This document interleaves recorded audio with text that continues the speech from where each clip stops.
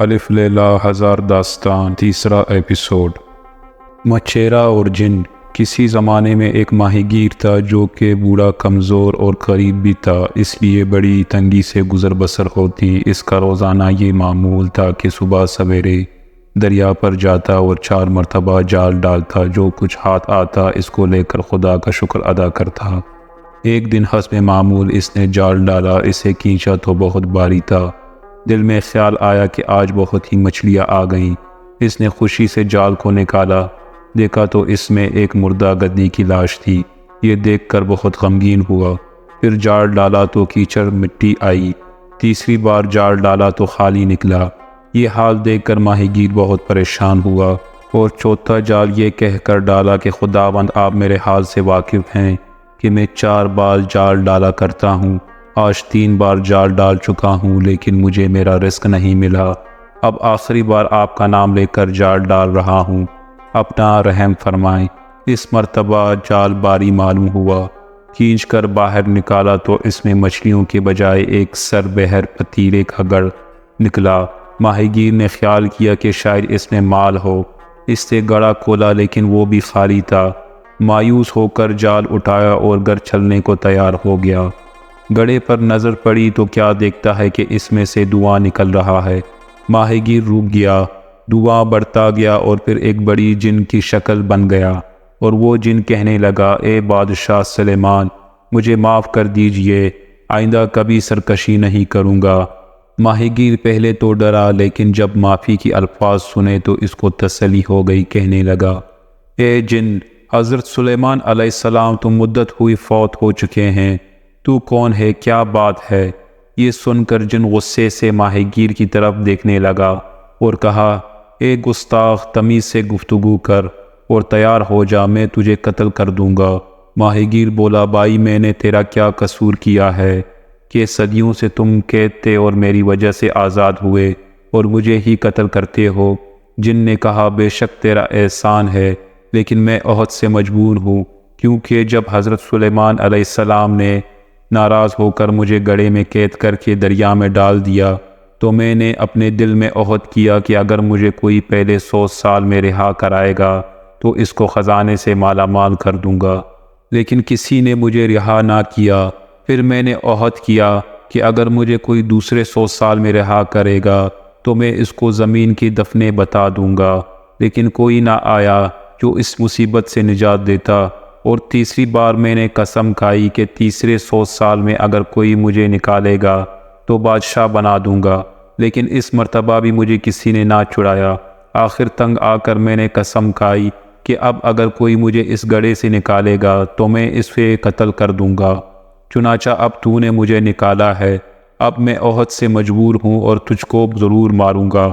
صرف یہ ہو سکتا ہے کہ تو اپنی موت کے لیے جو طریقہ تجویز کرے گا اسی طرح ہلاک کروں گا۔ ماہی گیر دل میں بہت ہراساں ہوا لیکن سکون برقرار رکھا اور کہنے لگا، تم نے جو اتنے طویل عہد پیما سنائے، ممکن ہے یہ صحیح ہو، لیکن مجھے یہ شبہ ہے کہ تم اس گڑھے میں نہیں تھے بلکہ کہیں دور سے آئے ہو اور اب مجھے خواہ مخواہ قتل کرنا چاہتے ہو۔ یہ سب حلیے بہانے ہیں۔ جن نے کہا، تجھے یقین نہیں آتا، مجھ کو تو جھوٹا سمجھتا ہے۔ ماہی گیر نے کہا، آنکھوں سے دیکھے بغیر کیسے مان لوں کہ اتنا بڑا پہاڑ سا جن اس چھوٹے سے گڑھے میں بند تھا؟ جن نے کہا، اچھا لے دیکھ۔ جن پھر دھواں بن کر گڑھے میں بھرنا شروع ہوا اور آہستہ آہستہ سارا دھواں گڑھے میں سما گیا۔ ماہی گیر نے موقع کو غنیمت جانا اور گڑھے کا منہ بند کر کے حضرت سلیمان کی پھر مہر لگا دی اور گڑھا اٹھا کر دریا میں پھینکنے لگا کہ اس جن نے کہا، اے بھائی یہ تو کیا کر رہا ہے؟ ماہی گیر نے کہا، تجھے دریا میں ڈالتا ہوں تاکہ قیامت تک قید رہے۔ جن منتیں کرنے لگا کہ مجھ پر رحم کر، میں تجھ سے مذاق کر رہا تھا، میں اپنے محسن کو کیوں کر ہلاک کرتا؟ ماہی گیر نے ہنس کر کہا، میں تمہارے فریب میں نہیں آؤں گا۔ مجھے حکیم دوبان اور یونان کے وزیر کا قصہ یاد ہے۔ جن نے کہا، وہ کیا بات ہے؟ سن کر ماہی گیر نے کہا، میں تجھے بتاتا ہوں، غور سے سن۔ حکیم دوبان اور وزیر یونان۔ ملک یونان میں ایک بادشاہ تھا۔ اس بادشاہ کو برص کا مرض تھا۔ بہت علاج معالجے کیے گئے لیکن کچھ افاقہ نہ ہوا۔ اس وقت دوبان یونان میں آیا۔ جب اس کو یہ حال معلوم ہوا تو اس نے عرض کیا کہ میں بغیر دوا کھلائے اور کچھ لگائے آپ کا علاج کر سکتا ہوں۔ بادشاہ بہت خوش ہوا اور حکیم کو وعدہ کیا کہ اگر تمہارے علاج سے اچھا ہو گیا تو تمہیں مالا مال کر دوں گا۔ حکیم دوبان نے کچھ مہلت کی اجازت لی اور اپنی قیامگاہ پر آ کر ایک خالی گیند بنوائی اور اس میں چند دوائیاں بھر کر بند کر لیا اور اس میں چھوٹے چھوٹے سوراخ کر لیے اور بادشاہ کی خدمت پر لا کر پیش کیا اور کہا آپ آج اس قدر کھیلیں کہ تمام جسم پر پسینہ آ جائے اور اس کے بعد حمام میں نہائیں۔ بادشاہ نے طبیب کی ہدایت پر عمل کیا اور غسل کرنے کے بعد آرام سے سو گیا۔ پھر صبح کو بیدار ہوا تو یہ دیکھ کر بہت خوش ہوا کہ جسم داغ دھبوں سے صاف ہو گیا ہے۔ دربار میں حکیم کو طلب کیا گیا اور اس کو بہت سا انعام اور مال دولت دے کر بادشاہ نے اپنا مصاحب خاص بنا لیا۔ حکیم کا یہ اعزاز دیکھ کر امراء دربار حسد کرنے لگے۔ ایک روز موقع پا کر ایک وزیر نے بادشاہ سے اس حکیم کی بڑی شکایت کی کہ یہ حکیم اچھی نیت نہیں رکھتا، آپ کی جان کے لیے خطرہ ہے۔ بادشاہ نے کہا تم غلط کہتے ہو، اگر اسے مجھ سے کوئی عداوت ہوتی تو وہ دوران علاج وہ مجھ کو ہلاک کر سکتا تھا۔ مجھے اس سندباد کی وزیر کا قصہ یاد آیا جس نے شہزادی کی جان بچائی۔ ایک سندباد بادشاہ کی خوش دامنہ نے بادشاہ کے سابقہ ملکہ کے لڑکے پر تہمت لگائی کہ وہ قتل کر دیا جائے۔ جب بادشاہ نے اپنی خوش دامنہ کے کہنے سے شہزادی کے قتل کا حکم دیا تو وزیر نے عرض کیا کہ آپ تأمل فرمائیں اور پوری تحقیقات کریں کہ آپ کو بعد میں اس طرح پشیمان نہ ہونا پڑے جیسے ایک شخص کو اپنا طوطا مار کر پشیمانی ہوئی تھی۔ اور وہ واقعہ یوں ہے، ایک شخص کے پاس ایک عجیب و غریب قسم کا طوطا تھا۔ مالک کے عدم موجودگی میں جو کچھ پیش تھا وہ سب کچھ مالک کو بتا دیا کرتا تھا۔ اس کی بیوی نوجوان اور بہت حسین تھی لیکن پارسا نہ تھی۔ ایک بار وہ شخص سفر پر گیا تو اس کی بیوی نے اپنی دوستوں سے ملنا جلنا شروع کر دیا۔ جب مالک واپس آیا تو طوطے نے اس پر سب کچھ ظاہر کر دیا۔ عورت نے یہ سمجھا کہ میری ہمراز باندیوں نے شکایت کی ہے۔ وہ ان پر ناراض ہوئی لیکن وہ سب قسمیں کھانے لگے کہ ملکہ ہمارا کوئی قصور نہیں ہے، یہ سب طوطے کی شرارت ہے۔ اس نے سب حال بیان کیا ہے۔ ملکہ نے کہا اس کا انتظام کرتی ہوں۔ چنانچہ اس نے ایک ملازمہ کو کہا کہ تم پنجرے پر پانی چھڑکتی رہو اور دوسری کو کہا تم تمام رات اس پنجرے کے نیچے چکی پیستی رہو اور تیسری کو حکم دیا کہ تم دوسرے اس پر آئینہ کا عکس ڈالتی رہو اور اس کا خیال رکھو کہ یہ طوطا تم میں سے کسی کو نہ دیکھ سکے۔ جب تمام رات یہ سلسلہ جاری رہا تو صبح کے وقت جب مالک نے حال دریافت کیا تو طوطا کہنے لگا میں نے آج رات بہت تکلیف اٹھائی ہے۔ بارش ہو رہی تھی، بادل گرجتے رہے اور بجلی ایسی چمکتی رہی کہ میری آنکھیں بند ہو جاتی تھی۔ مالک حیران ہو گیا کہ رات کو تو کوئی آبر و باد نہیں تھا، یہ طوطا جھوٹ بولتا ہے۔ بیوی نے بھی شکایت کی کہ یہ شریر میرے متعلق بھی اسی طرح کی غلط بیانی کرتا رہا ہے۔ چنانچہ اس شخص نے غصے میں آ کر طوطے کو مار ڈالا۔ چند روز بعد اس کو اصل قصہ معلوم ہوا تو بہت پشیمان ہوا۔ یہ حکایت بیان کر کے بادشاہ نے کہا تو بھی مجھے اسی طرح غلط راہ پر ڈال رہا ہے۔ تو وزیر نے عرض کیا کہ میں آپ کا خیرخواہ دوست ہوں مگر آپ نے اس حکیم پر اعتبار کیا، آپ کے لیے بھی اسی طرح کا خطرہ ہے۔ جسے ایک وزیر نے بادشاہ زادے کو بچا کر اپنی جان دے دی۔ بادشاہ نے کہا اچھا وہ قصہ سناؤ کہ یہ کیا ہوا۔ بے پرواہ وزیر نے عرض کیا کہ ایک شہزادہ تھا، اس کو شکار کا بڑا شوق تھا۔ ایک روز شہزادہ شکار کو جانے لگا تو بادشاہ نے وزیر کو ساتھ بھیجا اور تاکید کی کہ شہزادے کو تنہا چھوڑے اور اچھی طرح حفاظت کریں۔ شکار میں ایک ہرن ملا، شہزادے نے اس کا تعاقب کیا لیکن وزیر پیچھے رہ گیا۔ ہرن چوکڑیاں برتا ہوا دور نکل گیا۔ شہزادہ مایوس ہو کر لوٹا۔ راستے میں اس کو ایک خوبصورت عورت نظر آئی جو بیٹی رو رہی تھی۔ شہزادہ اس کے پاس گیا اور اس سے حال دریافت کیا۔ وہ کہنے لگی کہ بادشاہ کی لڑکی ہوں اور اپنے ساتھیوں سے بچھڑ گئی ہوں، میرا گھوڑا بے قابو ہو گیا ہے اور مجھے گرا کر بھاگ گیا۔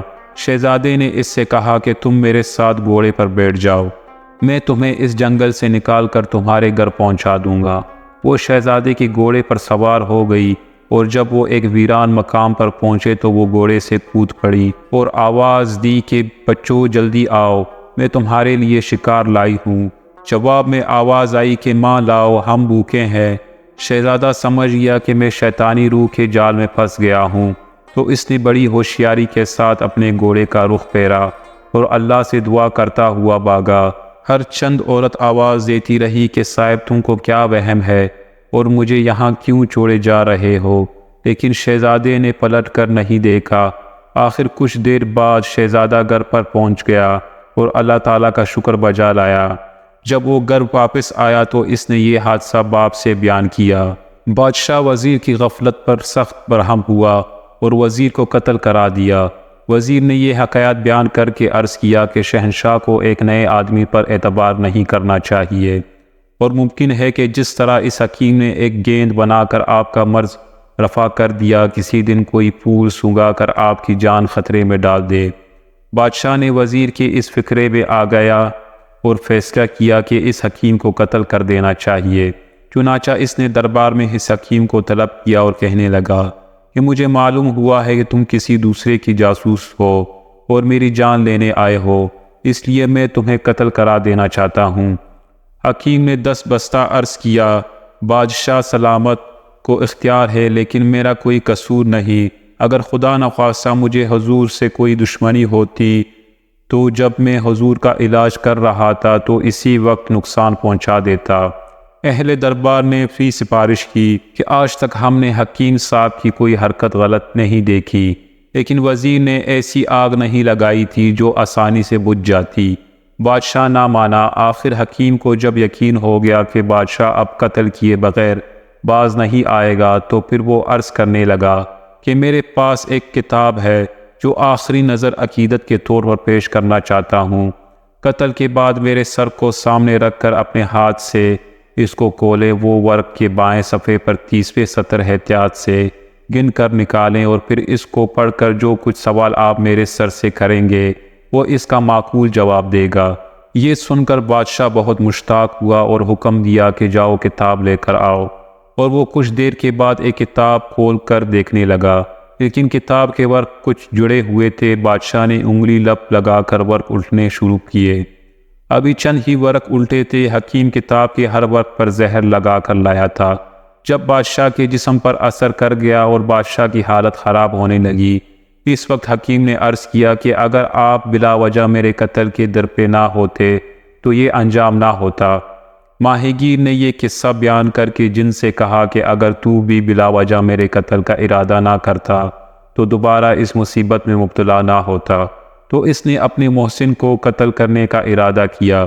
اس کا انجام تیرے سامنے ہے۔ اب میں تجھے پھر دریا میں ڈالوں گا اور کوشش کروں گا کہ وس دریا میں پڑا رہے، تاکہ کوئی بندہ خدا غلطی سے تجھے نکال کر مصیبت میں گرفتار نہ ہو۔ جن یہ سن کر گھبرا گیا اور منت سے کہنے لگا کہ میں خدا کی قسم کھا کر کہتا ہوں کہ تم سے دغا نہیں کروں گا، تو مجھے معاف کر دے۔ ماہی گیر نے کہا کہ تیرا کیا اعتبار کہ ایک بار اس قید سے باہر نکل کر پھر جو چاہے تو کر سکتا ہے، میں اپنے اور دوسرے کے لیے تجھے چھوڑ کر کیوں خطرہ پیدا کروں؟ جن نے پھر خدا کی قسم اور حضرت سلیمان علیہ السلام کی سخت قسم اٹھائی اور وعدہ کیا کہ میں تجھے مالا مال کر دوں گا۔ آخر ماہی گیر کو جن کی قسم کا یقین آ گیا اور اس نے گڑھے کا منہ کھول دیا۔ جن باہر آیا اور گڑھے کو اٹھا کر دریا میں پھینک دیا۔ یہ دیکھ کر ماہی گیر ڈرا۔ جب جن نے یہ حالت دیکھی تو کہا کہ خوف نہ کر، اب میں تیرے ساتھ کوئی برا نہیں کروں گا، جلد اٹھ کر میرے ساتھ آ۔ آگے آگے جن اور پیچھے پیچھے ماہی گیر چلنے لگا۔ کچھ دیر بعد پہاڑ پر پہنچے، وہاں ایک خوبصورت تالاب تھا۔